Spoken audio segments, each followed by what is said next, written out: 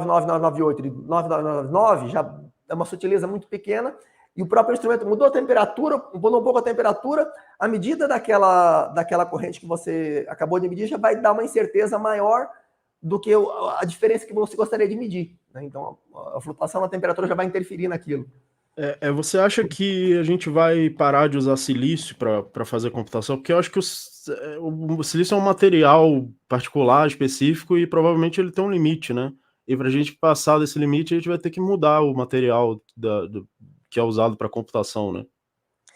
Então, eu acho que a questão, inclusive, da vida... Desculpa, e para complementar isso, um desses materiais que é candidato a substituir o silício é o DNA.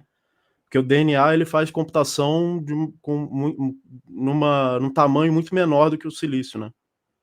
Só que Computação com DNA. então, esses são vários pontos, né? No caso, por exemplo, o carbono, porque o carbono, ele é não sei se é a matéria-prima da vida, mas um dos componentes mais fundamentais, assim, um dos componentes que determina se um planeta, se você consegue, se você não volatiza o carbono, né, se o carbono não está volatilizado, ele pode ser encontrado em estado sólido, você pode ter vida naquele planeta, caso contrário é muito mais difícil que você possa ter vida. Porque o carbono ele se liga com muitos outros elementos, ele tem facilidade de se ligar com muitos outros elementos. O silício tem essa propriedade também, que é uma propriedade muito peculiar, não são todos, por exemplo, o hélio você não consegue ligar o hélio ou o neônio, né, os gases nobres, e outros elementos você não consegue tanta facilidade de ligação com muitos outros elementos. E isso limita a versatilidade e a complexidade do que você pode construir. No caso do silício, ele não é tão versátil quanto o carbono, mas ele é mais versátil do que outras substâncias. Ele tem algumas vantagens em relação ao carbono também, em relação à condutividade, em relação à dureza e outras características. Com relação ao DNA, aí você já não está tratando de um elemento, né? Que o silício é um elemento, o carbono é um elemento. O DNA ele é uma molécula extremamente complexa e gigantesca, né? Então, o tamanho do DNA já não dá para substituir o silício pelo DNA. O silício, você tem um elemento químico, você tem pode ser um átomo, um conjunto pequeno de átomos. O DNA, você tem uma molécula que dá até para você puxar e você enxerga olho nu, né? Um fiapinho que você tira com uma pinça, você enxerga se você ilumina bem, você vê um fiapinho de DNA. É uma molécula gigantesca. E eu acho que não propriamente uma substituição, mas talvez algum tipo de integração. E mesmo assim, eu não sei se eles são muito compatíveis, né? Teria que verificar. Não tenho uma ideia clara de se isso é possível ou não.